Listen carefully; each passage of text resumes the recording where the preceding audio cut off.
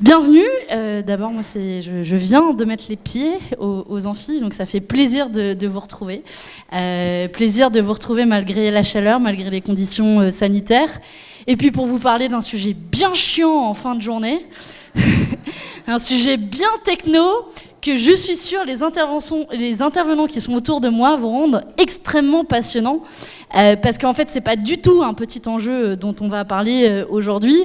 L'intitulé, il est assez simple. Qui va payer la crise ? Et vous me voyez venir.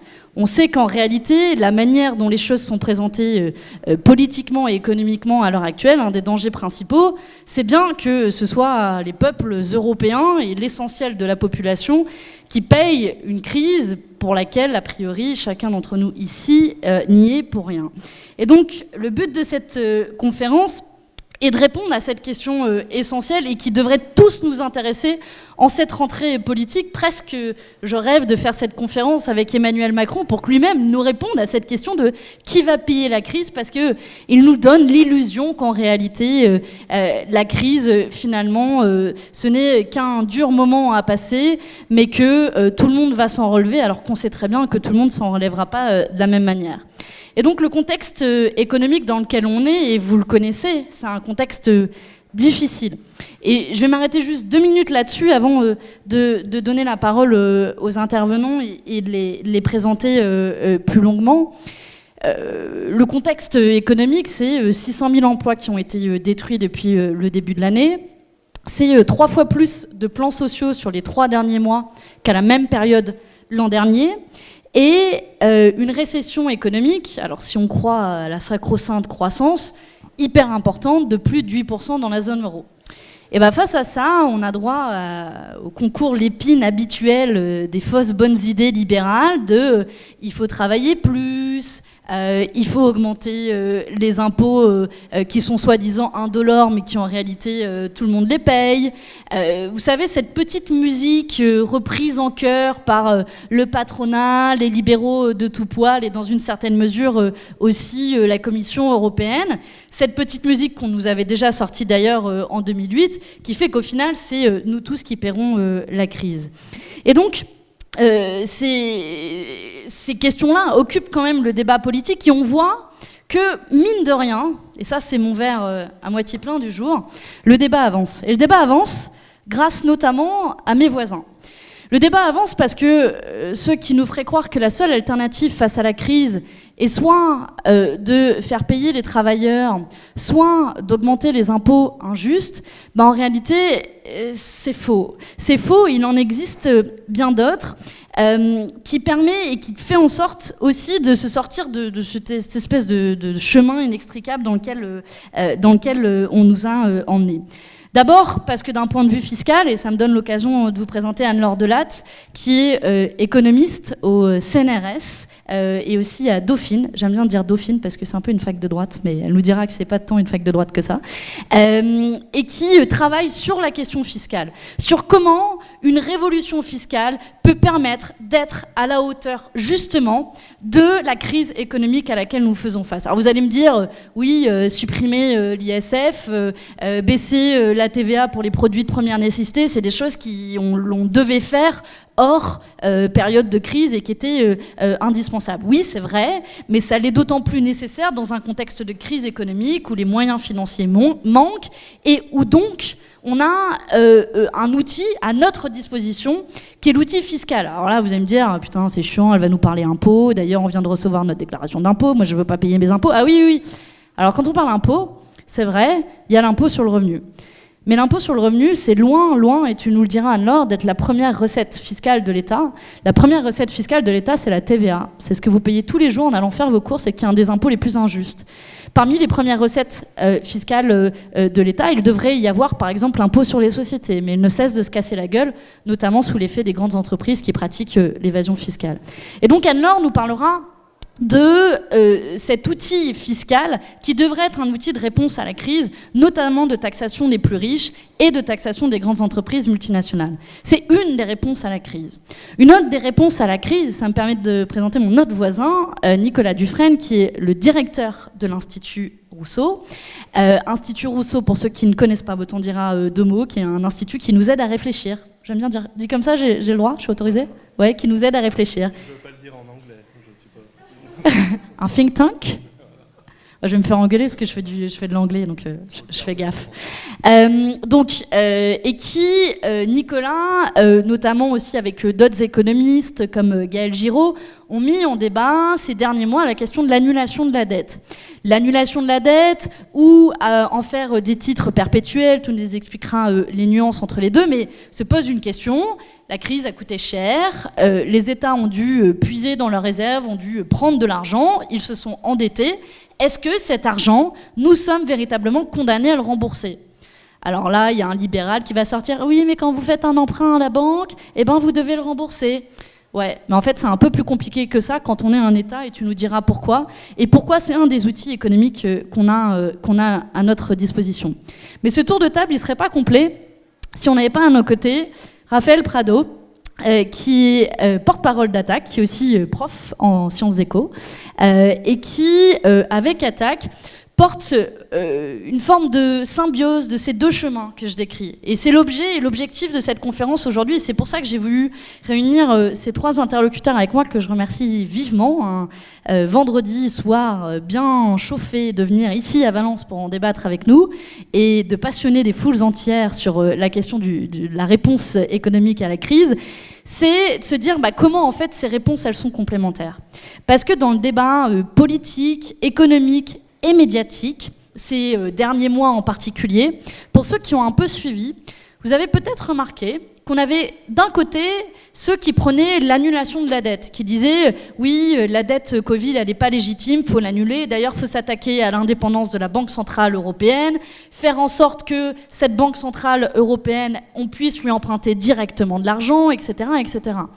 Et puis de l'autre côté, on avait les fiscalistes qui disaient oui, alors il faut taxer les plus riches, il faut taxer les entreprises multinationales. Et mon sentiment, c'est qu'on avait un peu ces deux solutions qui étaient en silo quasiment, alors que pour moi, ces deux solutions politiques et économiques en réalité, forment une partie de la réponse à la crise qui devrait être aujourd'hui notre colonne vertébrale dans notre combat politique dans les prochains mois et les prochaines semaines, parce que sinon, la direction que l'on prend, c'est des plans sociaux qui vont continuer à se multiplier, c'est une crise dont on va payer les pots cassés pendant encore très longtemps. Je rappelle que, économiquement parlant, on parle d'une crise qui se mesure dans des termes beaucoup plus importants que la crise de 2008, même si elle a évidemment des origines de nature bien différentes, mais les conséquences économiques sont bien plus importantes. Et alors, c'est en réalité un débat du quotidien, parce que dans les prochains mois, quand on va nous dire encore une fois, il va falloir faire des efforts, etc., peut-être, et j'espère, vous vous souviendrez de ce débat entre économistes, les fiscalistes et les monétaires pour essayer de les réconcilier quelque part, enfin en tout cas je l'espère et c'est l'objectif de cette conférence, pour marcher sur ces deux jambes, pour faire une politique économique qui soit plus juste socialement et à même de répondre à la crise. Je ne serai pas plus longue dans mon introduction et je vais laisser la parole à nos intervenants. Je vais commencer par Anne-Laure. Je vous l'ai dit, Anne-Laure, elle est fiscaliste, économiste, mais elle travaille notamment sur les questions de fiscalité, pas que, tu vas m'engueuler si je dis ça, je sens. Elle travaille surtout sur de la macroéco, elle a collaboré notamment avec Thomas Piketty sur plusieurs propositions qui ont été faites de réponse à la crise. Mais peut-être pour première question que je voulais te poser, avant d'arriver sur les propositions que vous formulez, comment, pour toi, cette question de la fiscalité est centrale dans la réponse à la crise? Et qu'est-ce qu'on veut dire par fiscalité? Derrière ce côté très chiant dont on paye nos impôts, en réalité, c'est un outil de justice sociale. Et comment on fait ensemble pour être égaux au sens même de la révolution de 1789, où on paye à la hauteur de ses moyens, c'est-à-dire que si nous tous ici dans cette salle, on paye 2 € d'impôt, a priori ce ne sera pas juste, parce que jusqu'à preuve du contraire, ou alors coup de peau, personne ne gagne exactement la même chose ici dans cette salle. Donc à toi, Anne-Laure, pour d'abord une petite intro sur cette question de la centralité de la fiscalité dans la réponse à la crise. Ça marche? Ouais, ok. Merci beaucoup Manon, je suis vraiment ravie d'être là et je te remercie d'organiser ce débat parce qu'effectivement, il y a un côté assez frustrant depuis le début du monde d'après qui nous a pas mal déçus tous sur le débat inexistant à gauche sur les réponses de politique économique qu'on peut mettre en place. Pourquoi ? Parce qu'on a beaucoup focalisé sur il faut annuler la dette dans le bilan de la Banque Centrale Européenne. Là, vous vous faites attaquer par de la gauche un peu plus libérale ou par la droite qui vous dit ah, c'est de l'argent magique, ce que vous faites va avoir des conséquences, on peut pas faire ça. Et d'un autre côté, nous, en fait, le première semaine d'avril, avec Piketty, Vauchez et un tout petit collectif avec qui on réfléchit sur l'Europe, en fait, depuis quelques années, on s'est dit... tu vois, Manon, tu me présentes comme une fiscaliste, mais alors moi, je fais tout sauf de la fiscalité. C'est pas vrai. En fait, je travaille sur les Je vous avais dit qu'elle m'engueulerait. Je travaille sur l'instabilité financière. Et donc, l'instabilité financière, c'est des dettes, c'est de l'accumulation de dettes. Et dans mon parcours académique, j'ai beaucoup travaillé sur les dettes publiques.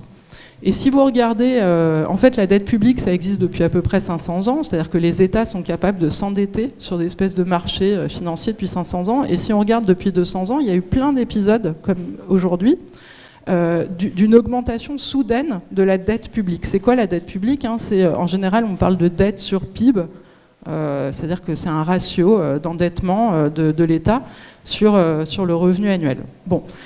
Et en fait, ce qui se passe, c'est que vous avez des accidents de parcours qui peuvent être des guerres, la guerre napoléonienne pour les Anglais, qui peut être la guerre de sécession pour les Américains, qui peut être la Seconde Guerre mondiale pour une grosse partie des pays avancés. Et à chaque moment, vous avez une augmentation des dettes publiques très importante qui est liée à une baisse de revenus soudaine et à des dépenses publiques pour résoudre soit une guerre, soit une crise comme on est en train de vivre aujourd'hui. Et si vous regardez comment ça se passe, en fait, la panoplie des mesures pour réduire ces pics, elle passe par des mesures très libérales qui sont je fais de l'excédent courant, c'est-à-dire je réduis mes dépenses et voilà, je fais plus de dépenses publiques pendant 100 ans. Ça a été les Anglais. Où il y a une autre réponse, c'est les Français en 1945 qui mettent un impôt sur le patrimoine. Qui a été jusqu'à 25% du patrimoine.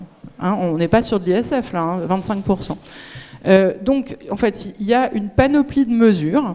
Vous pouvez faire de l'inflation aussi, parce que si vous créez de l'inflation, si vous faites monter les prix, étant donné que vous remboursez, vous devez de l'argent au prix d'aujourd'hui, si les prix augmentent dans l'avenir, en fait, vous allez devoir de moins en moins d'argent. Donc, c'est ce qu'on a fait aussi beaucoup à un moment. Aujourd'hui, c'est difficile de faire de l'inflation. On n'y arrive plus, en fait, et pas pour des raisons idéologiques et autres questions structurelles. Et donc, en gros, on est face à un choix de politique économique où on se dit, en fonction du projet de société que vous voulez avoir, vous pouvez effectivement vous dire je vais faire de l'excédent budgétaire, réduire mes dépenses publiques et essayer de dépenser le minimum pendant 15, 20 ans, 50 ans, ou alors je vais essayer de mettre en place une politique fiscale qui permettent de rembourser cette dette. Alors, juste, est-ce que j'ai 1 minute pour dire ce que nous prépare le gouvernement ou ou je te le dirai après ? Ouais, non, vas-y. Parce que, et peut-être pour aller plus loin, face à la crise, quelle est la vision fiscale du gouvernement ? Et après, on reviendra sur quelles sont les alternatives à cette vision développée par le gouvernement. Alors, qu'on soit clair, le gouvernement, l'annulation de la dette publique au bilan de la Banque Centrale Européenne, ils n'en parlent pas du tout. C'est vraiment absolument pas dans les tuyaux. Peut-être en se concentrant là davantage sur la partie fiscale. Non, mais pourquoi ils n'en parlent pas ? Parce qu'eux, ils ont une vision qui est on est passé de 100 à 120% de dette sur PIB. Donc on a augmenté de 20 points notre dette. Et le programme, l'idée du gouvernement, c'est de prendre ces 20 points, donc de prendre la dette Covid, en fait. Et plutôt que de l'annuler, ils vont faire le contraire. On envisage de la cantonner, donc de la mettre dans une structure à part, c'est-à-dire que ça ne fait plus partie de la dette publique. On la met dans une structure à part, comme on a fait pour la dette sociale dans les années 90. Et qu'est-ce qu'on a fait dans les années 90 quand on a eu de la dette sociale à rembourser ? Peut-être certains d'entre vous, oui, j'ai entendu le mot, je crois, CRDS. On a créé la CRDS, qui est un impôt que personne... Je pense que la moitié, vous ne connaissez pas ou vous ne savez pas, on ne sait pas ce qu'on paye. Et en fait, c'est un impôt c'est vraiment la définition de l'impôt régressif, puisque c'est un taux égal pour tout le monde. Donc, ce n'est pas un impôt progressif en fonction de ce que vous gagnez. Et donc là, l'idée, c'est de faire la même chose, de prendre ces 20 points, et donc de mettre une source de revenus en face. Est-ce que vous en avez entendu parler ? Non, enfin moi j'en ai vraiment très peu entendu parler. Et si j'en ai entendu parler, c'était début août. On commence à parler dans les échos de TVA et de CRDS, justement. Donc la TVA, c'est aussi un impôt le plus inégalitaire qui soit, puisque, comme le disait Manon, moins vous gagnez d'argent, plus la part de la consommation sur le revenu est importante. Donc en réalité, c'est vraiment extrêmement injuste comme impôt. Donc en ce moment, est en train de se faire, probablement, ils vont prendre des décisions sans qu'il y ait un débat fiscal sur, ok, alors qu'est-ce qu'on fait de cette dette ? Est-ce qu'on veut la cantonner ou pas ? Est-ce qu'on veut l'annuler ? Eux, ils disent non seulement on l'annule pas, mais on veut la rembourser. Parce que vous savez, une dette, en fait, ça se rembourse pas vraiment, ça se roule. C'est-à-dire qu'on peut emprunter à 30 ans aujourd'hui à des taux très bas. Non, là on dit, ça va affoler tout le monde, cette augmentation de dette, alors qu'elle a lieu dans tous les pays. Enfin, il y a une explosion de la dette publique dans tous les pays. C'est un choc complètement exogène qu'on a subi. Donc eux, pour l'instant, se disent, je transforme cette dette, qui était une dette roulante, c'est-à-dire que je ne suis pas obligé de la rembourser, en fait, je la roule en permanence sur les marchés. Je la mets à part et je dis à mes investisseurs, je vais vous mettre une ressource en face, comme ça je vous rassure complètement. Et cette ressource, pour l'instant, c'est TVA et CRDS. Et nous, ce qu'on dit, c'est, parlons-en. Est-ce qu'on a envie de la rembourser ? Et surtout, est-ce qu'on a envie de mettre les impôts les plus injustes qui soient, les plus indolores théoriquement, mais qui en réalité vont en plus, non seulement c'est injuste, c'est un projet vraiment de société absolument injuste, mais macroéconomiquement c'est idiot, parce qu'en fait on va toucher à la demande, on va réduire les revenus, donc on va avoir des effets d'entraînement complètement négatifs. Voilà. Donc, on a beaucoup parlé ces derniers mois, à juste titre, du fait que le gouvernement, même en temps de crise, ne veuille pas revenir sur la suppression de l'ISF, par exemple. Mais du coup, on occulte presque le débat sur ce qu'on voudrait que les très riches payent plus, mais on oublie qu'entre-temps, les plus pauvres, sans doute, seront amenés à payer davantage. Et c'est important que tu le mentionnes, sur la CRDS, sur la TVA, sur finalement ces impôts que le gouvernement pense indolores, même sur la CSG qui a été multipliée par plus de 7 en 20 ans, 7 fois en 20 ans, parce qu'à la base ça a été pensé comme un outil de financement de la protection sociale et c'est devenu un impôt puisque la plus grande partie de la CSG est affectée au budget général de l'État et donc c'est des manières indolores d'essayer de faire passer la pilule, de récupérer de l'argent là où on renonce à en récupérer, notamment chez les plus riches et les grandes entreprises. Et peut-être que pour terminer ton premier tour, Anne-Laure, tu peux nous dire 2 mots des propositions que vous avez faites justement collectivement dans ce contexte de crise en particulier. Ok, génial. Donc j'ai une plateforme, c'est super. Merci Manon. Anne-Laure 2022, non ? Comment ? Non, c'est mauvaise blague. Ouais. Non, c'est... D'abord, comme tu disais, c'est chiant, mais en fait, c'est au cœur du contrat social. L'impôt, il faut arrêter de dire... en fait, c'est vraiment ce qui est au cœur du contrat social, parce que c'est ce qui va définir le projet de redistribution et qu'est-ce qu'on va dépenser. Donc un Parlement, c'est essentiel dans une démocratie, parce que c'est lui qui vote l'impôt. Donc nous, on a 3 propositions qui sont très simples. C'est impôt sur les hauts revenus, impôt sur les hauts patrimoines et impôt sur les multinationales. C'est hyper classique en fait, il n'y a aucune créativité. Impôt sur les hauts revenus, c'est en fait un impôt marginal supérieur, enfin 10 points de plus à partir de 100 000 euros de revenus. Soit vous tous dans cette salle, j'imagine. Vous gagnez tous 100 000 euros par an, non ? Oui, peut-être si on additionne en effet, mais que ceux qui gagnent plus de 100 000 euros lèvent la main. Donc 100 000 euros, 10% de plus, 20% de plus au-dessus de 100 000. Ensuite, on a un impôt sur le patrimoine qui est à hauteur de 1% pour 1 million et ça monte au fur et à mesure de votre patrimoine, ce qui n'était pas le cas avant pour l'ISF. Et un impôt sur les multinationales qui serait... l'idée, c'est qu'aujourd'hui, il y a une tendance dans le monde entier à la baisse de l'impôt sur les sociétés. Donc l'idée, c'est vraiment de corriger ça et de se dire que nous, on rajoute 15 points à l'impôt sur les sociétés. Ça ne rétablit qu'un taux qui était ce qu'il était il y a 30 ans. Donc voilà. Pourquoi on fait ça ? Juste la philosophie, c'est de se dire on paye aujourd'hui une crise qui est en réalité le fruit de 40 ans de libéralisme. Et il y a eu des gagnants au cours des 40 dernières années de mondialisation. Si le Covid, on l'a pris, c'était certes un choc exogène, mais pas de dépenses. Il y a eu une chute des dépenses de santé. On n'a pas réussi à faire du bien public qui est capable de nous protéger contre ce genre de choc. Donc l'idée, c'est de se dire, il y a eu des grands gagnants au cours des 40 dernières années, qui sont les hauts patrimoines, les hauts revenus et les multinationales. Faisons-les payer dans un esprit historique de bifurcation, c'est-à-dire on a un projet de société et maintenant on redistribue. On organise la redistribution. Et historiquement, en fait, ça a souvent lieu à des moments durs dans l'histoire d'un pays. Vous allez pouvoir plus facilement imposer une certaine catégorie de la population après une guerre ou après un choc comme ça. Parce qu'en fait, le débat est mûr et on a une espèce de sens de l'injustice. On était tous à 20h à nos fenêtres pendant le Covid. Voilà, essayez d'utiliser cet esprit-là. Merci beaucoup pour ces propositions pleines de bon sens, mais manifestement qui n'arrivent pas encore jusqu'au sommet de l'État. Donc ça, c'est pour la partie réponse à la crise sur, en gros, comment on met à contribution ceux qui ont plus ou davantage. C'est une partie de la réponse à la question qui doit et va payer la crise.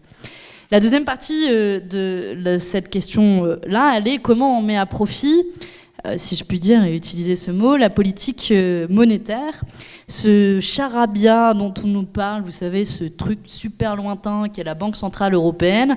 D'ailleurs, une des raisons pour lesquelles on n'en entend jamais parler, c'est parce qu'on ne nous demande jamais notre avis, y compris nous, députés européens, et c'est un vrai enjeu démocratique, parce qu'ils ne veulent pas partager ce pouvoir. Et en réalité, la politique monétaire est un véritable pouvoir qui nécessite un débat démocratique qui devrait être remis au profit du plus grand nombre et de la majorité des gens. Et c'est pour ça que c'est un enjeu majeur qui est le débat autour de la politique monétaire. Alors, c'est un débat qui est très ancien, qui revient régulièrement, malheureusement, au gré des crises, mais qui, je sais pas ce que tu en penses, Nicolas, mais reconnaître qu'au moins dans les précédents mois, j'ai le sentiment qu'un peu plus ce sujet a émergé, au moins dans le microcosme du débat politique. On est encore loin de faire de notre politique monétaire un outil au service du plus grand nombre. Et la première question que je voulais te poser, c'est justement démystifier un petit peu ce qu'est une dette publique et pourquoi la politique monétaire nous permettrait de répondre en partie à cette crise de qui va payer et sortir un petit peu du faux débat de on n'a pas le choix et surtout on ne peut pas toucher à la politique monétaire, à la Banque Centrale Européenne. Merci Manon et bonjour à tout le monde et merci de cette invitation et de ce débat. Alors effectivement, Anne-Laure disait que l'impôt est au cœur du pacte républicain du contrat social, elle a parfaitement raison. La monnaie, c'est encore plus que ça. La monnaie, c'est au cœur de la société même, c'est-à-dire que sans monnaie, il n'y a pas d'échange, il n'y a pas d'organisation sociale, il n'y a pas de division du travail, de division des tâches. Et donc c'est pour ça que la monnaie, c'est quelque chose d'absolument essentiel, c'est vraiment un bien commun au sens où on entend, un peu comme il existe d'autres biens communs, la nature, l'eau, voilà. La monnaie, c'est vraiment un bien commun sociétal et c'est pour ça qu'il est très important de débattre de ses formes, des modalités de sa création, des institutions qui entourent tout ça. Et c'est un débat qui, il faut bien le dire, a été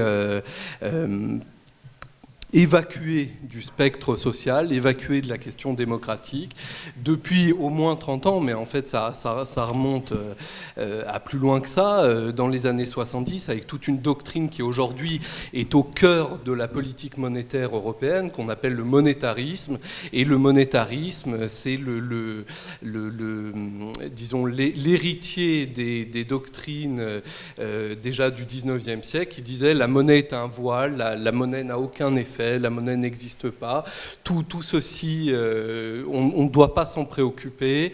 Il faut faire une seule chose avec la monnaie, c'est qu'elle soit le plus neutre possible, qu'elle n'ait pas d'influence sur les prix, qu'il n'y ait pas d'inflation, et puis voilà, qu'on n'en fasse rien d'autre.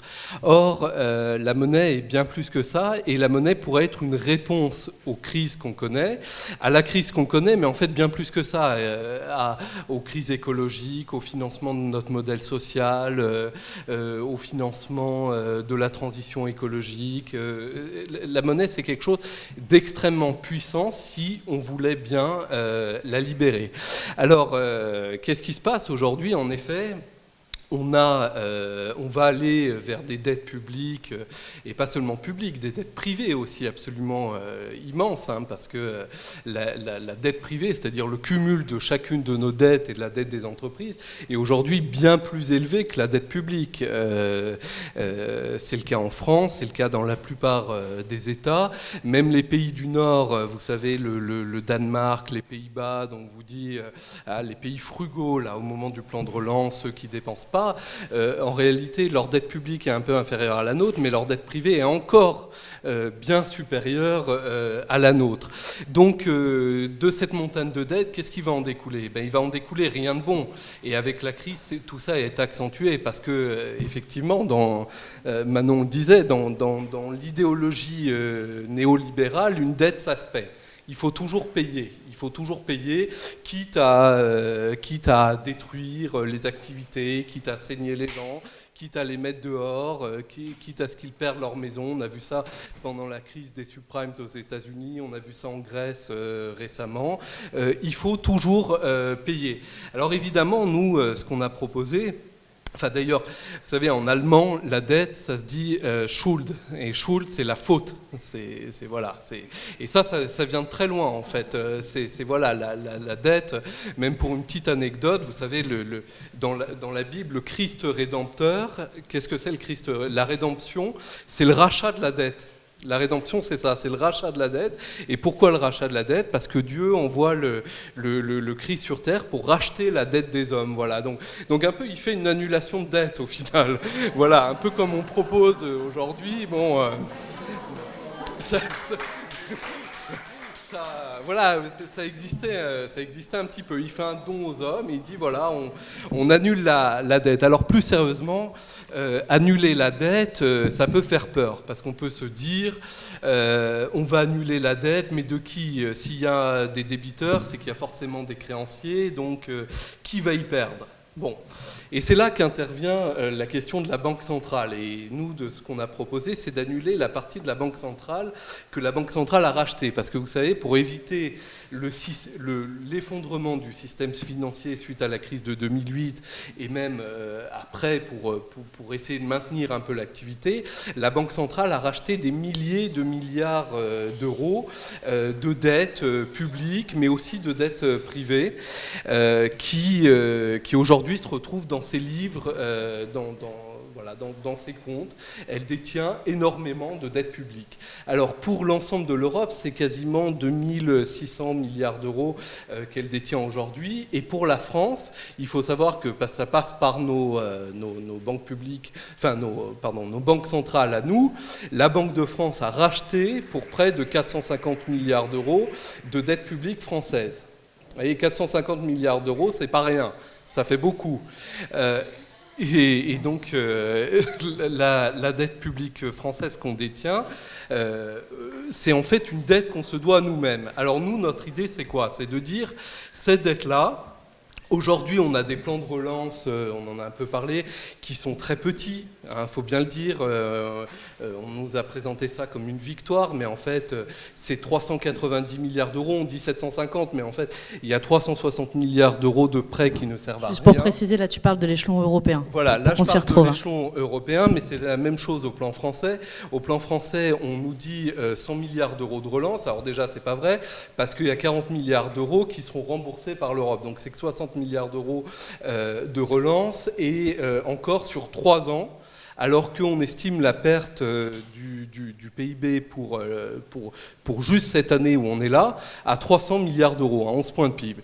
Donc en fait, on a des tout petits plans de relance, que ce soit au niveau européen ou au niveau français. Ces plans de relance, ils ne vont pas nous sauver. Et quand on disait qui va payer la crise, moi j'aurais aimé pouvoir répondre que c'était l'Europe ou que c'était l'État qui allait nous protéger. C'est pas le cas. C'est pas le cas. Les volumes ne sont pas suffisants. Alors nous, cette idée, voilà, avec d'autres économistes, Alain Grandjean, Gaël Giraud, Laurent Cialom, c'était de dire qu'est-ce qu'on pourrait faire. On a cette partie de la dette dont j'ai parlé qui est détenue par la Banque centrale, 2600 milliards en Europe, 450 milliards d'euros pour la seule France. Annulons cette dette, mais en échange de réinvestissement. En échange de réinvestissement dans les infrastructures, dans la transition écologique, dans l'agroécologie, pour restaurer des contrats aidés. Enfin, on a l'embarras du choix de ce qu'il faut faire. Il y a des dépenses à faire partout. Et annulons cette dette de la Banque centrale, c'est-à-dire que personne n'est lésé. Parce qu'une banque centrale crée la monnaie. C'est les banques commerciales en réalité qui créent la monnaie tous les jours. Mais la Banque centrale a aussi un pouvoir de création monétaire. Donc si on annule la dette, la monnaie qu'elle détient, mais qu'elle peut recréer derrière, ça ne lui pose aucun problème. Il n'y a aucun risque de faillite, il n'y a aucun risque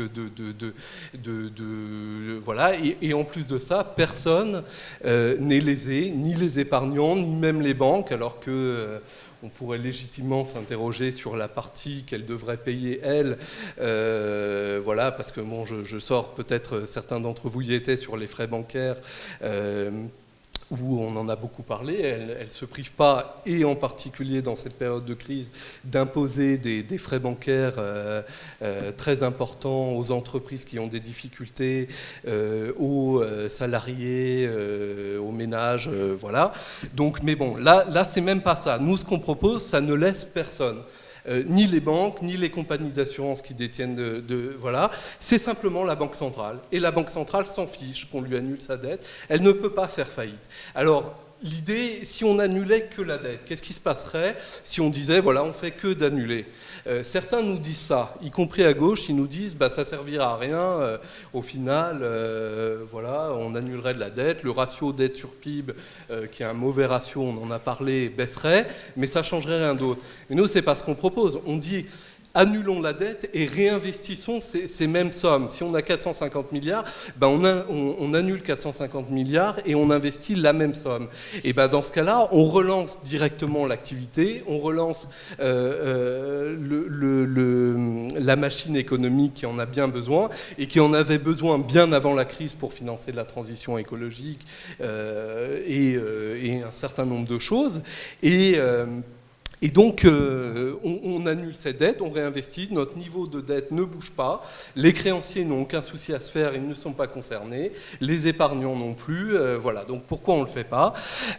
Pourquoi on ne le fait pas ? Parce que la dette, et c'est pas pour rien que je faisais un peu d'histoire et d'anthropologie tout à l'heure, la dette c'est vraiment au fondement aujourd'hui du système néolibéral, et si on mettait un coup de canif là-dedans, si on disait à un moment on annule toute ou partie de la dette qui est détenue par la Banque centrale, ça ne coûte rien à personne, et pourquoi ils sont tous opposés ? Et Anne-Laure le rappelait, évidemment le gouvernement ne veut surtout pas aller là-dedans, et même les banques ne veulent pas aller là-dedans, ne veulent pas qu'on annule la dette publique. Pourquoi ? Elles ne sont pas concernées. Alors pourquoi elles ne veulent pas ? Parce qu'on créerait un précédent. On créerait quelque chose, on dirait à un moment, voilà, on a étudié tout ça, on a écrit un livre, je me fais un peu de pub au passage, avec Alain Grandjean, qui est le président de la fondation Nicolas Hulot, on a écrit un livre qui s'appelle « La monnaie écologique », on analyse tout ça, parce que la dette a été depuis 30 ans l'argument suprême des réformes néolibérales. C'est toujours au nom de la dette qu'on a sacrifié les choses, et même pendant la crise du coronavirus, on a eu des hauts responsables, le gouverneur de la Banque de France, pour ne pas le nommer, François Villeroy de Galhau, qui est venu nous dire attention, on va s'endetter très fortement, mais qu'est-ce qu'il faudrait faire ? Il faudrait profiter du fait qu'on s'est endetté très fortement Non seulement pour dire il faut rembourser, mais il faudra des dépenses publiques enfin plus sélectives. Enfin plus sélectives. Vous avez tous compris ce que c'est, les dépenses publiques. Bravo les gars, ils ont vachement retenu la leçon. Eh ben voilà. Et donc, ne soyez pas dupes. Les plans de relance ne sont pas à la hauteur. Tout ça n'est pas à la hauteur. Et qui va payer la crise? C'est vous. C'est les services publics qu'on va casser. Ça viendra. Là, en ce moment, on passe un peu de pommade. Mais après, le deuxième tour va arriver. Ça, c'est si on perd la bataille. Ça, c'est si on perd la bataille. Mais grâce à des organisations comme Attac, on peut la gagner.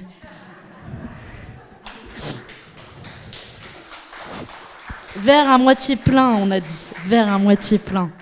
Et donc je te passe la patate chaude. On vient d'entendre les réponses d'Anne-Laure et Nicolas qui sont sur deux registres extrêmement complémentaires de la réponse économique à la crise, à la fois sur utiliser la politique monétaire et utiliser l'outil fiscal pour faire en sorte que ce soit pas chacun d'entre vous ici dans cette salle qui paye le prix de cette crise, mais véritablement ceux qui en aient les moyens, et par ailleurs que ça nous permette aussi d'opérer une bifurcation sociale et écologique qui est nécessaire. J'en profite pour faire le lien avec une conférence qu'on fera demain qui, je pense, est un peu liée sur quel modèle pour demain de sortie de crise.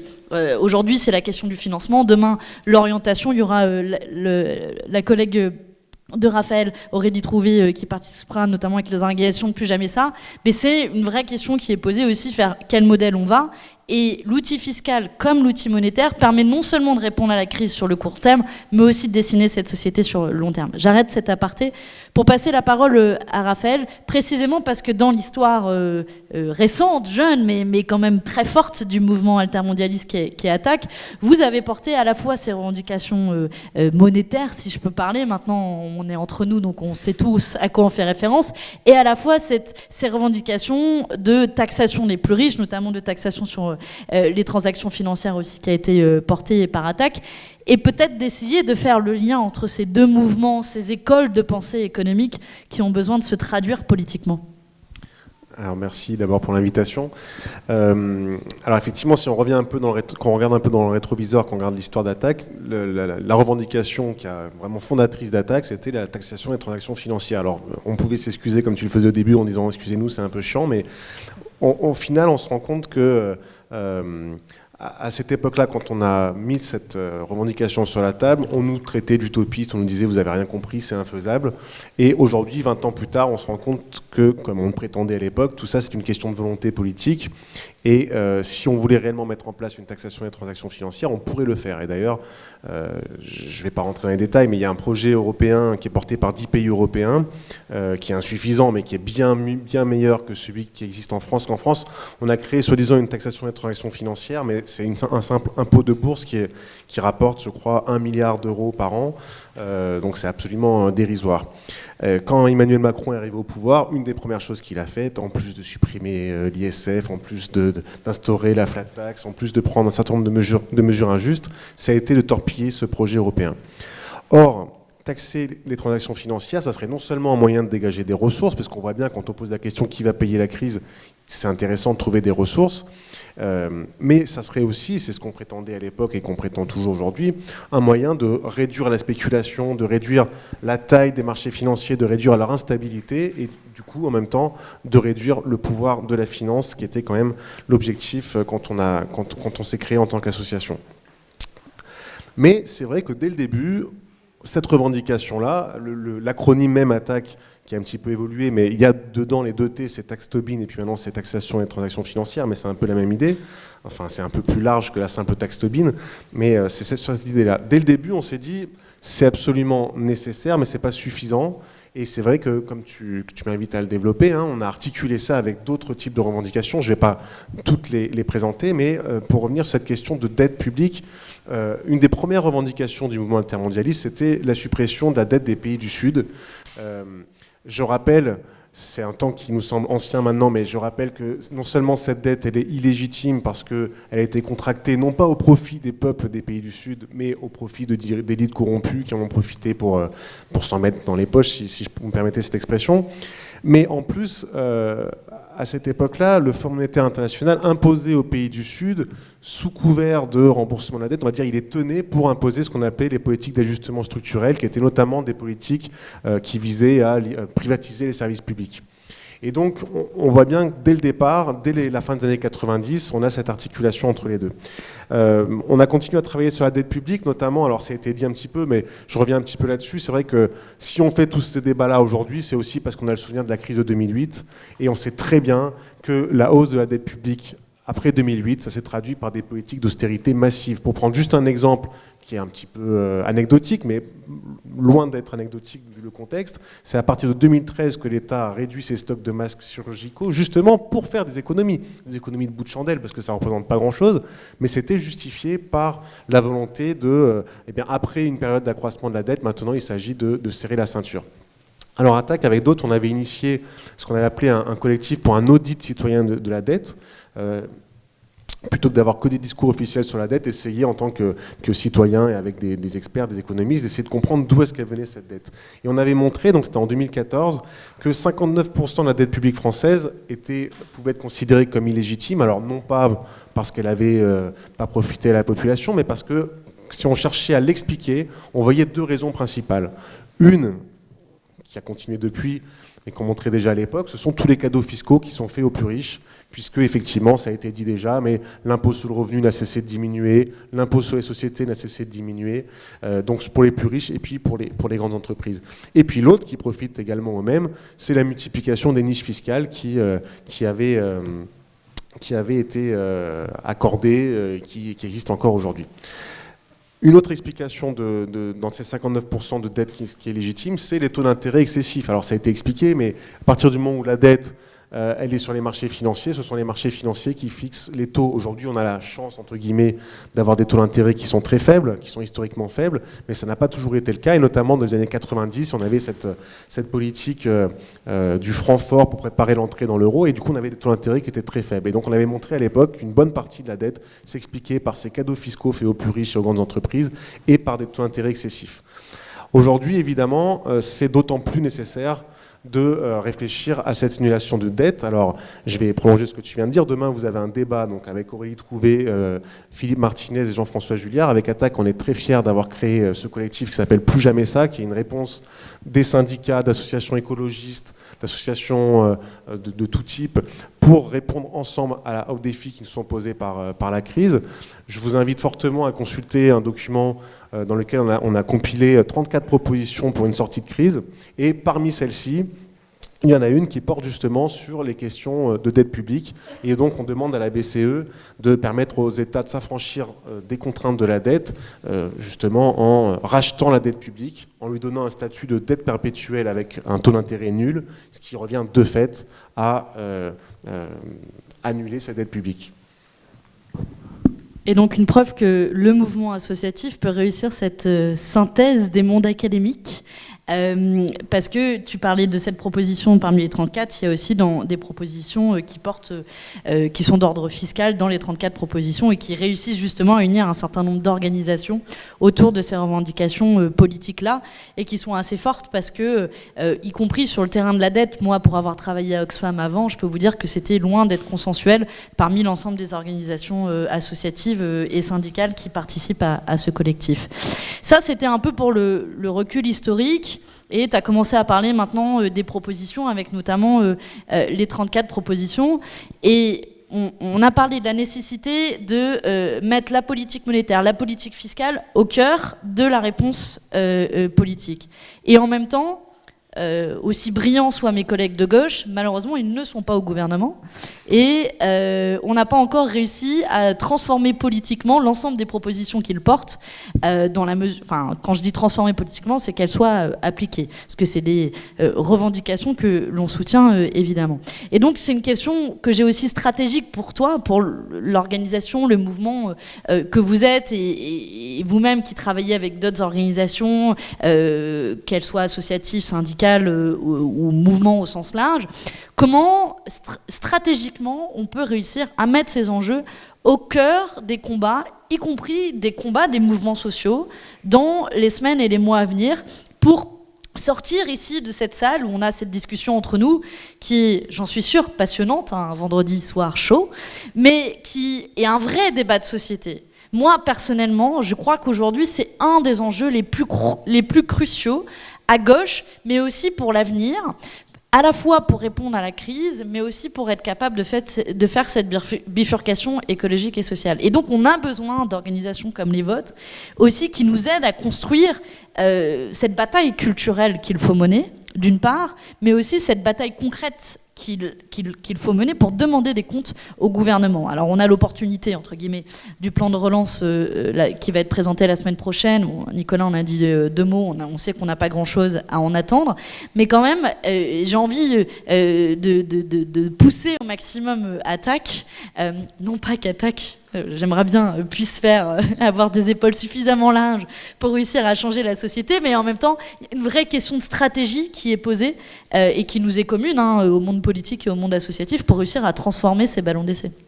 Je vais reprendre en partie ce que tu as dit dans l'introduction, parce que c'est exactement le point de départ de notre réflexion. Pendant le confinement, il y avait ce fantasme un peu que le monde d'après ne ressemblerait pas au monde d'avant et qu'il n'y aurait pas de retour à la normale, avec ce petit jeu de mots là, anormal en un seul mot. Puis on s'est bien rendu compte après ça que finalement, quand on pose la question qui va payer la crise, on pourrait même la poser d'un point de vue plus normatif, qui doit payer la crise, qui devrait payer la crise, on s'est rendu compte que le chemin qu'on prenait, c'était pas du tout celui qu'on souhaitait. Ça a été dit un petit peu, mais je vais quand même revenir dessus. La hausse du chômage qu'on a connue ces dernières semaines, enfin on va dire, pour l'instant, ça reste assez modeste par rapport à ce que tous les économistes, quel que soit leur bord, s'accordent à dire que dans les prochains mois, il va y avoir une multiplication des plans sociaux. Il y a aussi une pression pour baisser les salaires. Vous vous rappelez peut-être qu'il y a quelques années, on s'est battu contre la loi travail. Aujourd'hui, on en voit un des effets concrets. Ce sont, alors, désolé pour le terme, c'est pas moi qui l'ai inventé, c'est la nouvelle langue libérale, les accords de performance collective qui permettent aux entreprises aujourd'hui de profiter de ce contexte pour donner à leurs salariés un deal absolument scandaleux. Soit vous acceptez des baisses de salaire, ou alors on revoit unilatéralement les primes, les jours de congé, soit si vous n'acceptez pas, vous êtes viré. Évidemment, la liberté du salarié et le choix est vite fait. Vous avez eu toute une campagne qui a été faite par l'équivalent d'Attac ou des différentes organisations qui sont ici, mais du point de vue des libéraux, hein, l'Institut Montaigne, le MEDEF et j'en passe, qui nous ont fait tout un speech pour expliquer... Ces instituts neutres qu'on invite sur les plateaux de télé pour décrypter l'actualité. Alors bizarrement, eux, quand l'Institut Montaigne ou l'IFRAP fait un rapport, ils sont tout de suite sur tous les plateaux de télévision. Nous, quand on se met complètement inédit, 18 organisations qui publient 34 propositions de sortie de crise, personne nous invite, je ne sais pas pourquoi. Bon, il doit y avoir des explications peut-être... Les médias seraient-ils libéraux ? Peut-être, je ne sais pas. Pardon, c'est l'objet d'autres conférences. Alors, du coup, vous avez eu ce concours l'épine de tous ceux qui allaient faire les propositions les plus réactionnaires pour dire on va réduire les jours de RTT, vous allez offrir des jours de congé, etc., etc. Bon. Bref, je ne développe pas, vous avez vu ça.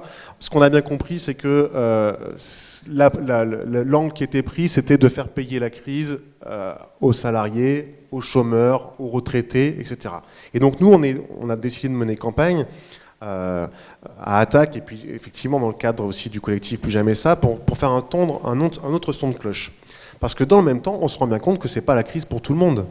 Vous avez vu pendant la crise certaines grandes entreprises, par exemple, qui font des profits records.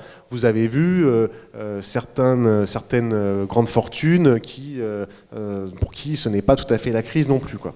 Et donc on a mené campagne pour que, à l'occasion de la 3e loi de finances rectificative, parce qu'il y a eu la loi de finances annuelle, et puis après il y a eu plusieurs lois de finances rectificatives, donc c'était au mois de mai-juin, on a vraiment essayé de faire en sorte de mettre, tu parlais de stratégie, on s'est dit, si on ne le fait pas, personne ne va le faire. C'est-à-dire, si on ne met pas dans le débat public ces questions de justice fiscale, personne ne va les faire. Alors, j'ai pas besoin de vous rappeler que le mouvement des Gilets jaunes, il est né sur une question d'injustice fiscale. Et effectivement, ça fait depuis déjà fort longtemps qu'on propose un certain nombre de mesures. Il n'y avait rien de nouveau, comme tout à l'heure Anne-Laure disait, on n'invente pas rien de nouveau, hein, mais on s'est dit c'est quand même le moment de poser cette question-là. Est-ce que ce sont à ceux qui sont déjà en difficulté de payer la crise, ou est-ce que ça ne serait pas plutôt à ceux qui en ont les moyens ? Alors, plusieurs propositions qu'on met sur la la table et qu'on espère voir revenir à l'occasion de ce débat. Il y a la question de l'ISF qui est certes symbolique vu les montants, mais qui est un symbole vraiment très fort de ce président des riches. Alors nous, on ne propose pas simplement de le restaurer, on propose de le réformer, d'en élargir l'assiette, et au lieu qu'il rapporte les 4 milliards qu'il pouvait rapporter, on estime, et puis Piketty par exemple donne le même chiffre, 10 milliards d'euros par an. On propose aussi de, ça a été dit, renforcer la progressivité de l'impôt sur le revenu en créant des nouvelles tranches. Le gouvernement, lui, quand il a retenu de la crise des Gilets jaunes qu'il y avait un ras-le-bol fiscal, et il a supprimé une tranche de l'impôt sur le revenu en faisant semblant de croire que tout le monde payait l'impôt sur le revenu, alors que je rappelle qu'une baisse de l'impôt sur le revenu, par définition, ne bénéficie qu'aux 50% de ménages les plus riches. On a demandé aussi de rétablir, parce qu'elle n'existe même plus, la progressivité de l'impôt sur les revenus financiers. La flat tax, on en a beaucoup moins parlé avec l'ISF, c'est plus compliqué, mais c'est tout aussi scandaleux. C'est-à-dire qu'en fait, aujourd'hui, quand on regarde les différents revenus, la plupart des gens, ils ont des revenus du travail, ou alors de prestations sociales, et puis chez les très riches, vous avez une part non négligeable de leurs revenus, qui sont des revenus financiers, des revenus du capital, des dividendes par exemple. Et donc la flat tax, eh bien, on a dit, pour attirer les capitaux, eh bien, on va créer un taux. Ça sera le même pour tout le monde, ça sera 30%. Ce qui fait qu'aujourd'hui, quand vous êtes un PDG, par exemple, et bien votre entreprise a l'intérêt à vous verser des dividendes, ou en tout cas des revenus financiers, car ils sont moins taxés que les revenus du travail. C'est absolument scandaleux. Je suis toujours surpris qu'on n'en parle pas plus.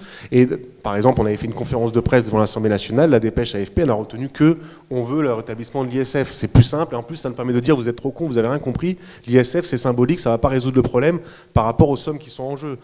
Oui, enfin, si j'additionne toutes les mesures, on a calculé que c'est 136 milliards d'euros par an, c'est loin d'être négligeable. On propose aussi de supprimer les niches fiscales inutiles, il y en a un certain nombre, et même parfois, en plus d'être inutiles, elles sont souvent injustes, puisqu'elles profitent aux ménages les plus aisés. Un certain nombre de subventions écologiques. Comment est-ce que c'est possible qu'en France, aujourd'hui, on a encore des subventions sur, par exemple, le fuel, un certain nombre d'énergies fossiles? Ça nous semble compliqué. Les taxer les transactions financières, j'en ai parlé tout à l'heure. Et puis, je pense qu'on aura l'occasion d'en reparler. Bien sûr, lutter contre l'évasion fiscale, qui est un fléau qui est d'autant plus insupportable aujourd'hui. Comment accepter l'idée que la dette augmente, alors que dans le même temps, ceux qui en ont plus les moyens ne payent pas leur juste part d'impôt. Donc voilà, on a mené ce travail au moment de la troisième loi de finances rectificative. J'en profite pour remercier d'ailleurs les députés France Insoumise, notamment Éric Coquerel, qui avaient pris l'engagement de soutenir ces mesures et qui ont ni plus ni moins transformé les propositions qu'on faisait en amendements. Mais malheureusement, notre sens de l'argumentaire et de la justice n'a pas suffi à convaincre les députés de La République En Marche. Je ne vais pas vous apprendre que l'injustice fiscale, c'est l'ADN même de la politique de Macron depuis qu'il est arrivé au pouvoir. Et là, évidemment, toutes les mesures ont été rejetées. Mais vous avez vu que ce n'est pas simplement les mesures fiscales. Par exemple, une des choses, ce n'est pas dans le débat d'aujourd'hui, mais j'en dis quand même un petit mot, parce qu'on a beaucoup parlé de relance. Relance, oui, mais pas n'importe quelle relance. Il faut conditionner les aides aux entreprises. Il faut qu'on profite de cette crise pour transformer notre économie en profondeur, avoir une économie qui soit soutenable. Et toutes les mesures qui, par ailleurs, étaient dans la Convention citoyenne pour le climat. Le lundi, Macron dit « j'ai 3 jokers, mais je prends tout, sinon j'en prends 147 mesures ». Et puis, vous aviez les différents partis de gauche, les insoumis, mais pas seulement, les communistes ou les socialistes et même certains députés de La République En Marche ont fait des propositions qui allaient dans ce sens-là et elles ont systématiquement toutes été retoquées. Et en même temps, c'est assez logique. Ils ne vont pas prendre un virage à, j'ai presque envie de dire, à 360 degrés. Enfin, ils ne vont pas faire la politique inverse que celle qu'ils ont menée depuis le début du quinquennat. Donc voilà, il va falloir qu'on poursuive cette bataille dans les prochains mois et on espère bien que justement tout ce travail qui est fait en collectif avec les organisations de Plus Jamais Ça va permettre de porter ça de manière encore plus forte cette fois-ci. Une force sur laquelle s'appuyer, et je le dis d'autant plus que je sais que des collectifs locaux de Plus Jamais Ça ont pu se créer, en plus des collectifs locaux d'attaque, et que c'est une manière aussi de porter ce combat que nous on essaie de porter politiquement, mais qui a besoin aussi d'un relais dans les mouvements sociaux. Merci Raphaël, on aura l'occasion de revenir dans cette dernière partie du débat sur la partie plus évasion fiscale, mais je voulais, avant que vous sombriez tous dans les terribles affres d'un vendredi soir, vous donner la parole en vous invitant à poser des questions qui soient les plus précises possibles, ce qui permettra aux intervenants d'y répondre à la fois sur le fond comme sur la stratégie politique, parce que pour moi ces deux débats sont liés. On va essayer de prendre des interventions où on va essayer d'avoir une relative parité, donc j'encourage en particulier les femmes à prendre la parole, et ouais, c'est avec ce micro que tu le fais, ok. Et on va commencer ici sur ma droite. Ouais. Je vais prendre 4 questions pour commencer et on va voir si... Ouais, et je suis désolée si c'est 4 hommes... Ouais, ça... Alors, je tiens à dire d'autant plus qu'on a monté une table ronde sur les questions économiques paritaires. Notez-le, parce que c'est assez rare pour travailler sur les questions économiques, et Anne-Laure, je crois que tu es encore mieux placée que moi pour le dire. Combien de fois ça nous est arrivé de participer à des tables rondes où on regarde à notre droite et à notre gauche et on n'a que des hommes. Je ne veux absolument pas brimer les hommes, mais juste pour encourager les femmes à s'exprimer d'autant plus sur ces sujets. Voilà, pardon au premier intervenant, ceci dit. Oui, c'est une question sur l'Europe du coup, puisque là on a parlé de problèmes français, mais sur l'Europe il y a une autre chose que vous n'avez pas abordée, qui sont l'Irlande, la Hollande, le Luxembourg et leur façon de piller le reste de l'Europe. Question qui a le mérite d'être claire, et ça tombe bien, c'est un peu notre dada avec Raphaël. Une deuxième intervention ? Allez-y madame. Moi, j'ai une question très précise qui concerne en fait la monétisation. La Banque centrale européenne monétise la dette publique des États. Et est-ce que, comme aux États-Unis, il est envisagé de racheter, par exemple, des junk bonds ou de la dette privée, en gros, et donc redonner de la liquidité au marché, enfin pas au marché, mais aux investisseurs privés? Question qui a le mérite aussi de la précision. Merci pour votre brièveté et précision. Je suis très impressionnée. On peut repartir vers le fond de la salle. Le côté gauche de la salle, vous avez aussi le droit de prendre la parole. En plus, on aime bien la gauche en général. Bonjour, merci pour ces interventions vraiment très passionnantes. Est-ce que j'ai plusieurs questions en fait. D'abord, Anne-Laure Delette, vous parliez de faire payer les multinationales avec un impôt spécifique sur ces multinationales. Est-ce que vous pouvez développer sur l'assiette de l'impôt et surtout comment leur faire payer cet impôt si leurs bénéfices sont dans les paradis fiscaux, si etc. Enfin, je crois que vous connaissez le sujet. Ensuite, sur le... Pardon, j'en avais une deuxième, oui, pour... une question sur... puisque vous avez beaucoup parlé des impôts... des ressources nouvelles que Attac propose en taxant les plus riches. Est-ce que dans le cadre d'un plan de relance au niveau français et pourquoi pas européen, on ne peut pas aussi penser à des baisses d'impôts sur le peuple, on va dire, pour aussi effectivement redonner un peu plus de marge de manœuvre pour la demande populaire. Et puis, je crois que... Ah oui, et juste une autre question aussi sur l'inflation. Vous avez dit au début que ce n'était pas forcément possible d'en faire aujourd'hui. Est-ce que pourtant, un petit peu d'inflation, ça ne serait pas aussi une aide qui démultiplierait l'effet bénéfique des mesures que vous proposez un peu tous, avec notamment... puisque l'inflation, c'est quand même un mécanisme qui permet de défavoriser les rentiers et de plutôt favoriser les gens qui investissent dans le futur et dans, par exemple, la transition écologique. Donc, voilà. Merci pour cette longue et intéressante liste de questions. Ouais, on peut aller au fond de la salle. Oui, bonjour. Alors moi, j'ai été un peu titillée par la remarque de, je crois, Nicolas, excusez-moi, je n'ai pas retenu votre nom de famille. C'est ça, à Nicolas propos Dufresne. de l'importance du rôle de la monnaie et son impact sur la division du travail. Moi, ma question, c'est pourquoi est-ce qu'on reste dans le même modèle de société? Pourquoi est-ce qu'on ne remet pas en cause le travail? Le travail, c'est-à-dire qu'on ne travaille plus du tout? Pardon, précisez. Oui, le travail tel qu'il est conçu maintenant, justement, avec la division du travail. Ok. Est-ce qu'il y a une dernière intervention?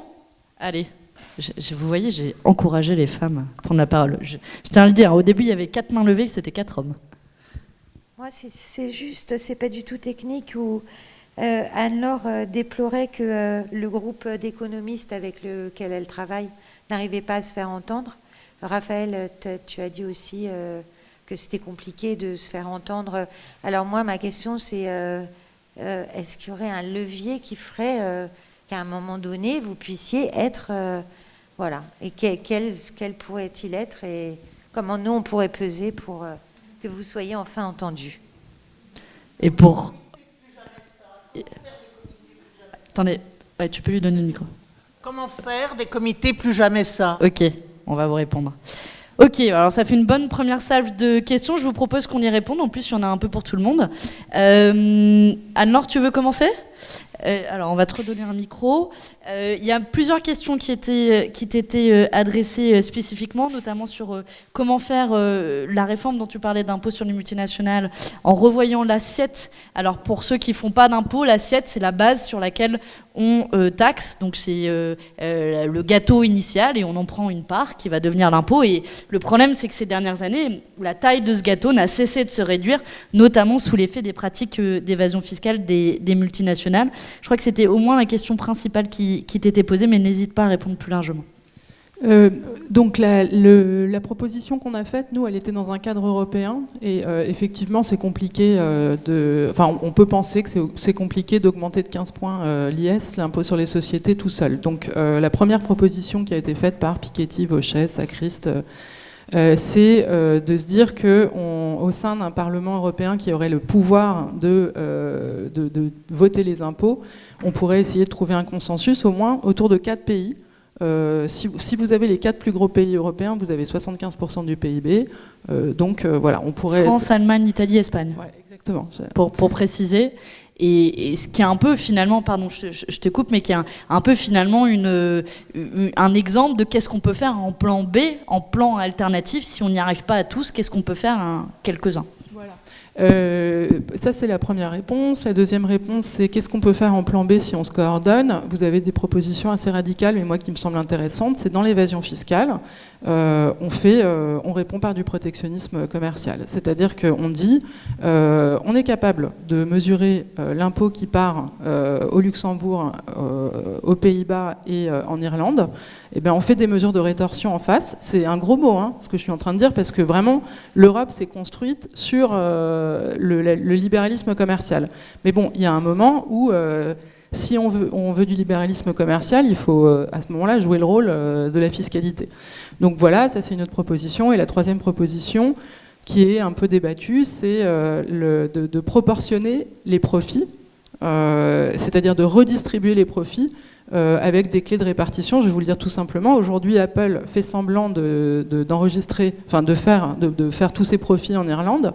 Elle enregistre tous ses profits en Irlande. Or, on sait très bien le nombre d'iPhone qui sont vendus, etc. Donc on pourrait se dire, on approportionne, donc on dit, on reprend le profit qui est enregistré en Irlande et on en met une partie en France, en Allemagne, en Italie, en fonction de ce qui a été vraiment vendu par Apple. Et ça, ils peuvent pas nous la faire à l'envers sur le chiffre d'affaires. Voilà.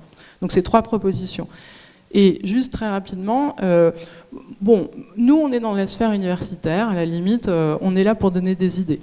Moi je suis ravie parce que en fait ce que tu as dit, la moitié de ce qu'on... Enfin on est hyper d'accord sur les propositions que vous avez. Donc ça veut dire que déjà le boulot il a été fait dans le sens où je pense qu'on a une circulation d'idées entre les universitaires, ceux qui sont plus proches du pouvoir politique, même si vous n'êtes pas au pouvoir, mais je veux dire de la traduction. Un jour peut-être. Oui, voilà. De la traduction. Verre à moitié plein. De la traduction politique de ça. Et voilà. Et si Manon nous donne une plateforme aujourd'hui à tous, c'est déjà énorme comme travail. C'est tout le travail de la société civile, il est là. Donc effectivement, concrètement, nous on a un manifeste que vous pouvez signer. Ça va être tedem.eu. Mais surtout, il y a des commissions dont tu viens de parler. Et donc, il faut en parler déjà, il faut délibérer et ne pas laisser finalement un Parlement inexistant faire le hold-up du débat en nous donnant de la TVA et de la CRDS sans que ça se sache. Merci Anne-Laure. Nicolas, pour reprendre, alors Raphaël, tu auras de nouveau le travail de faire la synthèse. Mais il y avait des questions qui étaient posées sur à la fois la monétisation, sur le rôle de la monnaie sur la division du travail, et sur aussi les risques d'inflation et comment on le contrôle et pourquoi en fait finalement c'est un faux débat monétisation et inflation. Oui, tout à fait. Alors je réponds déjà par la question sur les achats d'actifs.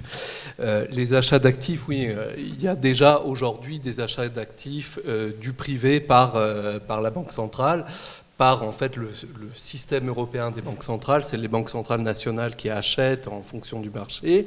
Et on rachète déjà progressivement, la BCE baisse les niveaux d'exigence sur les titres financiers. Au début, c'était des titres très sûrs, très sûrs, meilleure notation, et petit à petit, on les baisse. Alors, vous avez raison de le dire. Aux États-Unis, la Fed, la Federal Reserve, est en train de faire quelque chose d'assez hallucinant. Elle est en train de racheter à peu près toute l'économie. Donc, je crois que la dernière fois que j'ai regardé, c'était à peu près 8 000 milliards déjà de dollars d'achat d'actifs. Ça continue. Voilà. C'est vraiment une perfusion monétaire qu'en un sens, moi, je me vois mal critiquer en tant que tel, parce que c'est un peu ce qu'on recommande, de mettre de la monnaie dans l'économie pour faire en sorte que les gens, les revenus, les entreprises ne s'effondrent pas. Bon, par contre, il y a un problème, c'est que à ne pas faire de discrimination entre les choses qu'on achète, on achète à peu près n'importe quoi, y compris des activités qu'on préférerait laisser mourir. Et c'est le cas aussi en Europe. En Europe, la BCE, donc ça c'est Positive Money, je crois que la FNH aussi a travaillé là-dessus, enfin, on a montré que sur les achats d'actifs privés, 63% étaient des entreprises en fait polluantes, voilà. Donc on ne peut pas cibler les achats pour financer telle ou telle partie. Et pourquoi ? Parce qu'on a un principe en Europe de neutralité de la politique monétaire qui dérive du principe de libre concurrence, et ça c'est des choses qui sont inscrites dans les traités qu'il faut absolument remettre en cause pour dire à un moment une banque centrale doit utiliser l'outil monétaire qui est un bien commun en discriminant, en faisant des choix, mais elle ne peut pas le faire parce qu'elle est indépendante, et donc comme elle est indépendante, elle n'a pas de légitimité politique pour le faire. Donc vous voyez comment tout ça se met en boucle. Et voilà, donc les achats d'actifs c'est bien, mais il faudrait pouvoir discriminer et donc faire des choix politiques. Voilà. Sur l'inflation. L'inflation, en effet, ça, Anne-Laure l'a dit tout à l'heure, quand il y a de l'inflation, il y a une hausse des revenus. Donc, en tout cas pour ceux qui vendent, pour les producteurs. Et donc, comme il y a une hausse des revenus, les dettes qui, elles, n'ont pas bougé, représentent, c'est pas qu'elles diminuent, mais c'est qu'elles représentent moins en proportion du revenu global. Donc c'est pour ça que l'inflation est une bonne chose pour la dette publique, ça c'est certain, parce que pour la dette publique, comme les impôts sont indexés sur la valeur ajoutée notamment et sur les revenus, forcément ça augmente, le revenu augmente, et donc la dette publique en proportion baisse. Pour les acteurs privés, pour les ménages, il faut quand même faire attention. Et avec l'inflation, c'est pas quelque chose qu'on peut recommander en tant que tel. Certes, on pourrait avoir quelques pourcents d'inflation en plus, on n'en serait pas malade, et peut-être que ça mettrait un peu d'huile dans les rouages, mais il faut faire attention, parce qu'il y a aussi tous les retraités, les fonctionnaires qui ont un revenu fixe. On ne peut pas recommander de l'inflation en soi comme ça. C'est pas un objectif. Ce qui est l'objectif, en revanche, c'est de faire augmenter les revenus, et si possible de faire augmenter les revenus des activités qu'on juge les plus utiles et les moins nocives pour la société. Voilà, donc, mais en tout cas, moi je remarque une chose sur l'inflation. la Banque Centrale Européenne a dit elle-même il ne faut pas que l'inflation en Europe dépasse 2%, mais en même temps, il faut que ça soit proche de 2%. C'est elle-même qui le dit. Parce que s'il n'y a pas d'inflation du tout, on risque la déflation. Et là, c'est beaucoup plus grave. C'est la baisse de tous les revenus. Voilà, bon. Et depuis 10 ans, qu'est-ce qui se passe ? Elle échoue. Même à atteindre les 2%. Elle dit qu'il ne faut pas les dépasser, mais en fait, elle n'arrive même pas à les atteindre. On est à 1% en moyenne sur les 10 dernières années.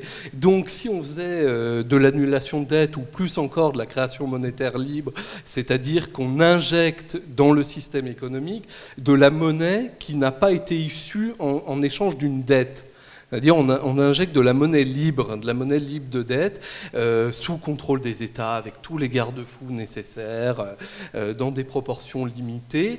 Mais là, on aurait des armes de désendettement massif et ça serait super. Ça serait beaucoup mieux que l'inflation. Voilà, et pour répondre rapidement à la dernière question sur la division du travail, bon, ça c'est un peu compliqué. Plus une société est complexe technologiquement, plus les tâches se spécialisent et se divisent. La monnaie a permis ça parce qu'elle a permis d'avoir un étalon qui permettait des échanges sans passer. Alors même si le troc a pas vraiment existé comme on peut l'imaginer, qu'à un moment il y ait des sociétés qui échangent qu'avec le troc, ça n'a pas vraiment. Les anthropologues nous disent que ça ne marchait pas comme ça, mais néanmoins la monnaie a accéléré, a permis l'émergence des marchés et une certaine spécialisation. Aujourd'hui, changer le travail, oui, mais alors peut-être plutôt en servant de la monnaie pour faire de la garantie de l'emploi, par exemple, de garantir que tous les secteurs qui vont être touchés par la transition écologique, il va y avoir beaucoup d'emplois en reconversion, qu'on puisse financer des formations, qu'on puisse financer des reconversions, qu'on puisse financer des contrats aidés, la monnaie pourrait faire ça. D'ailleurs, pour ça, il y a beaucoup de gens, moi j'en fais pas vraiment partie, mais qui lie la monnaie avec le revenu de base, ce qui est une manière de dire la création monétaire financerait un revenu de base pour tout le monde, ce qui permettrait en fait de repenser le travail autrement. Voilà, vaste question. Merci Nicolas pour tes éclairages et je vais lancer la dernière patate chaude à Raphaël. Alors il y avait une question spécifiquement sur notamment nos chers amis paradis fiscaux européens, sur comment on leur coupe l'arbre sous le pied. Anne-Laure a commencé à y répondre notamment avec ce système de taxation des entreprises à partir de leur activité économique réelle, qui fait partie des combats que nous portons aussi à l'échelon européen. Mais il y a aussi, et je suis sûre que tu le mentionneras, la question aussi de la liste des paradis fiscaux et d'appliquer les critères de liste de paradis fiscaux à ces États. Et puis, bon, il y avait une question aussi sur les collectifs plus jamais sains. Et là, question centrale de, maintenant, on fait comment pour se faire entendre, que tu as déjà amorcé dans ta réponse précédente. Et il y avait aussi une question, je n'oublie pas, sur la TVA, je vais répondre rapidement. Nous, comment dire, quand on a mené cette campagne, on a mis en évidence un certain nombre de mesures qui pouvaient rapporter de l'argent à l'État. Donc à ce moment-là, on n'a pas vraiment mis en évidence les questions de TVA. Mais bien sûr, la TVA étant un impôt injuste, on ne va pas le redire, mais Keynes le disait déjà, plus on est riche, plus la part de notre revenu qu'on consomme est faible, donc plus la TVA va représenter une faible part. Donc du coup, évidemment, il faut tendre vers une augmentation des impôts progressifs et une baisse de la TVA. Et en même temps, quand on regarde la TVA, par exemple, sur les produits de luxe, c'est pas totalement débile de dire, au contraire, il faut l'augmenter, quoi. Donc il y a une proposition qui est simple, c'est de dire, il faut baisser la TVA sur les produits de première nécessité. J'avoue que, quand je l'énonce, ça me semble tout à fait juste. Quand on regarde les effets de la baisse de la TVA au moment de la baisse sur la TVA sur la restauration, voilà. Moi, personnellement, c'est pas une mesure que j'aime bien mettre en avant, parce que même si c'est sûr que ça fait plaisir à entendre à l'oreille, nos adversaires nous répondent « oui, mais ça sert à rien » et au final, ça augmente juste les marges, quoi. Il faudrait creuser ça. En tout cas, ce qui est sûr, c'est qu'il faut tendre vers une baisse de la TVA par rapport aux autres impôts. Alors, sur l'évasion fiscale, je pourrais être long, mais c'est vrai que on peut prendre quelques exemples. Apple, tu le disais, déclare ses revenus en Irlande et puis après ça atterrit à Jersey où 0% d'impôt. Amazon, un des principaux gagnants du Covid, j'espère que ce n'est pas votre cas, que nos campagnes successives vous ont dissuadé d'acheter sur Amazon, mais enfin les Français achètent achètent de plus en plus sur Amazon, et dans le monde entier, Amazon a profité du Covid pour augmenter son chiffre d'affaires. Amazon déclare ses revenus au Luxembourg. Netflix, il y a eu un papier qui est paru la semaine dernière dans un journal gauchiste que vous connaissez certainement, qui s'appelle Capital, et qui montrait que Netflix avait payé 564 000 € d'impôts au fisc français l'an dernier, au lieu de 80 millions, 141 fois moins. Comment? En délocalisant aux Pays-Bas. Alors, je voudrais pas Ce qui fait moins d'1% d'impôt, même si on veut calculer. Imaginez une entreprise taxée à moins d'1%. Alors, je ne voudrais pas non plus prendre que des exemples de méchantes entreprises américaines, parce que nos entreprises ne sont pas bien meilleures. Et là, j'adore prendre des exemples qui montrent que notre État est totalement schizophrène, puisque si vous prenez Engie, premier actionnaire, c'est l'État. Elle a été épinglée par la Commission européenne pour des accords fiscaux au Luxembourg. Vous avez suivi l'affaire Carlos Ghosn, ça a révélé que le siège de l'alliance Renault-Nissan est aux Pays-Bas. Donc évidemment, tous ces États-là, ce sont des États membres de l'Union européenne. Et on a un vrai problème. Déjà, bon, j'ai parlé du Luxembourg, il y avait le scandale des LuxLeaks. C'était l'époque où Jean-Claude Juncker était à la tête de l'Union européenne.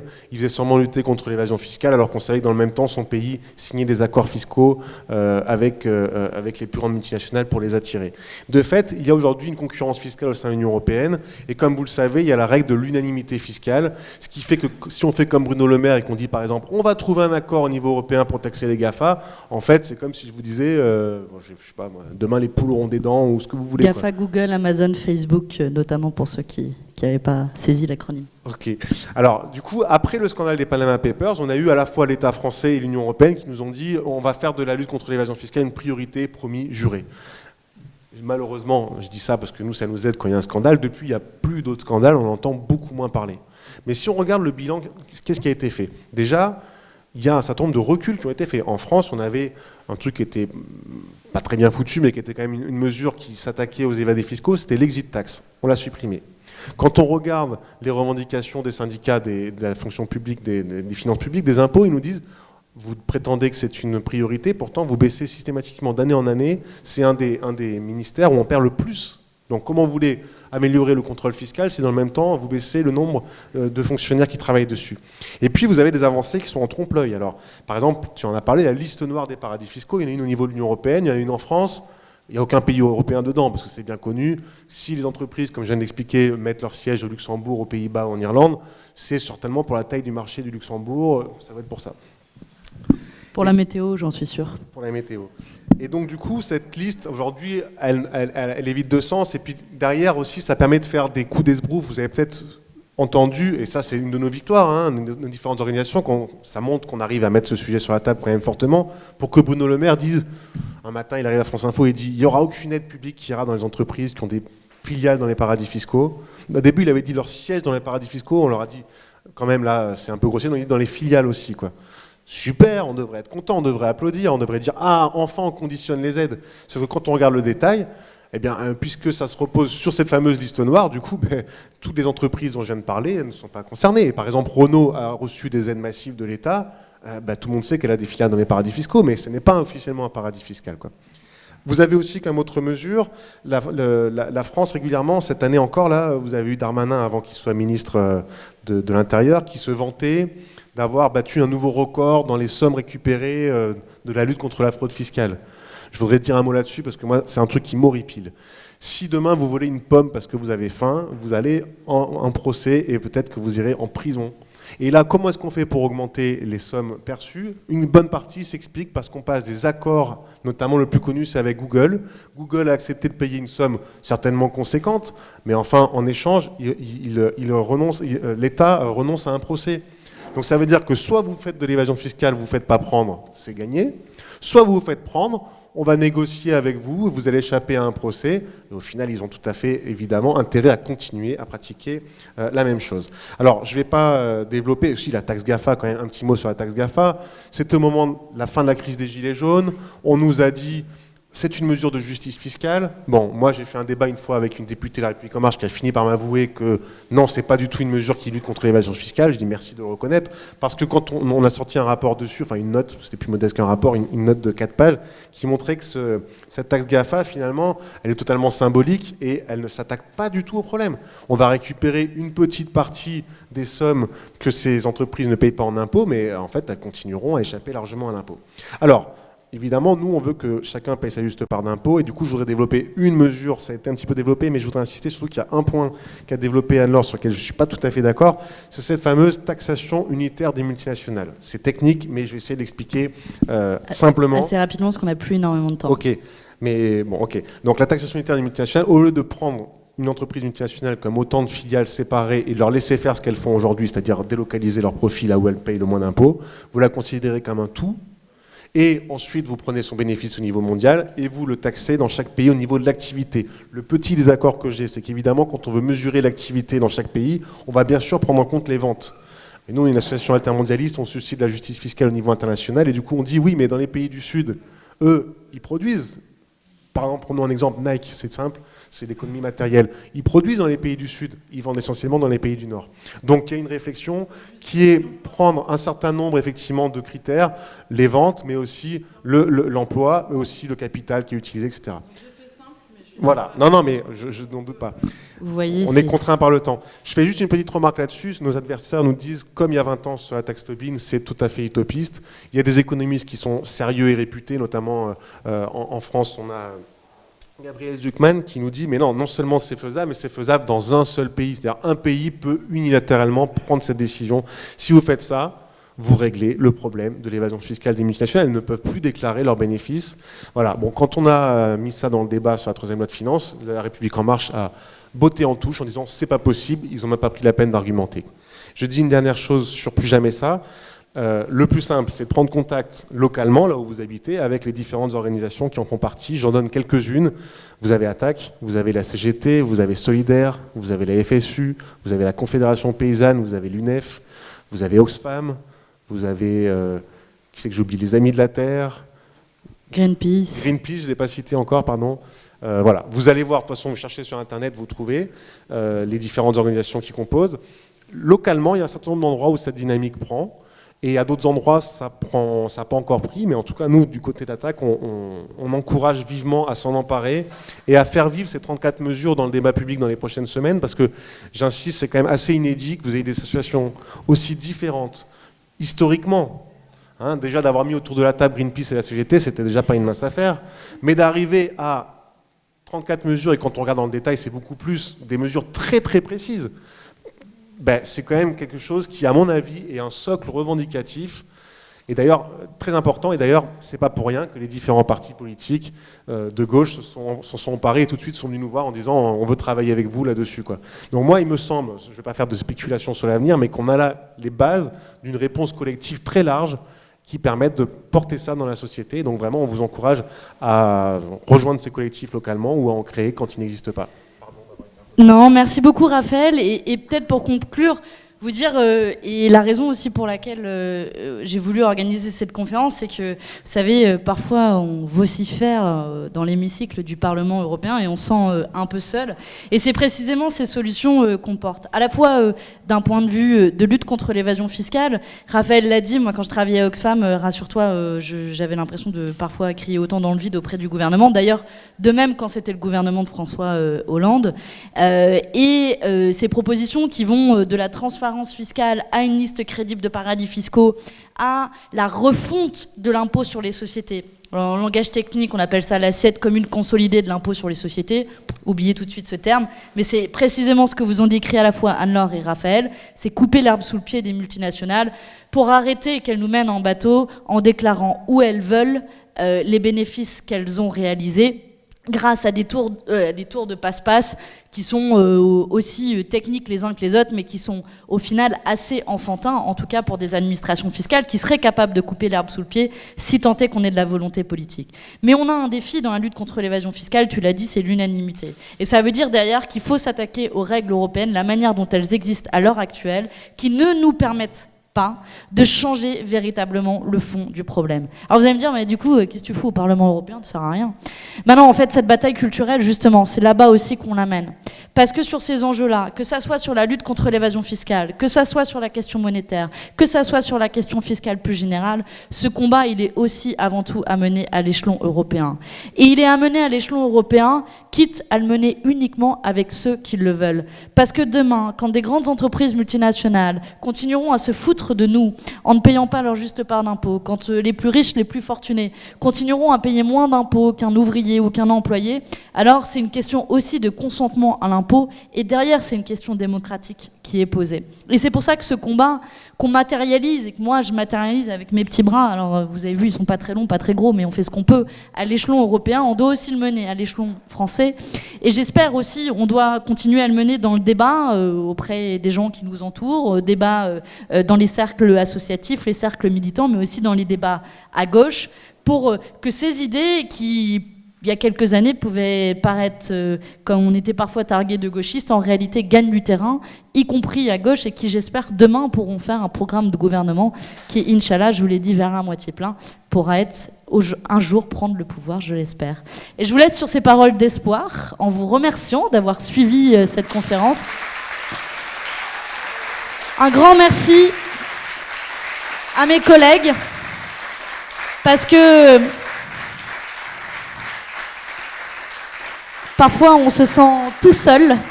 On se sent tout seul à parler de nos petits trucs fiscaux. Alors j'appelle Anne-Laure ou j'appelle Nicolas, ou on essaie de caler des mobilisations avec Attac. Et en fait, on n'est pas si isolé que ça à mener ces combats. Donc je vous le dis, merci à chacun à votre échelle pour les combats que vous menez, parce que ça continue à nous donner de l'espoir que la justice fiscale un jour verra le jour. En vous souhaitant une bonne soirée.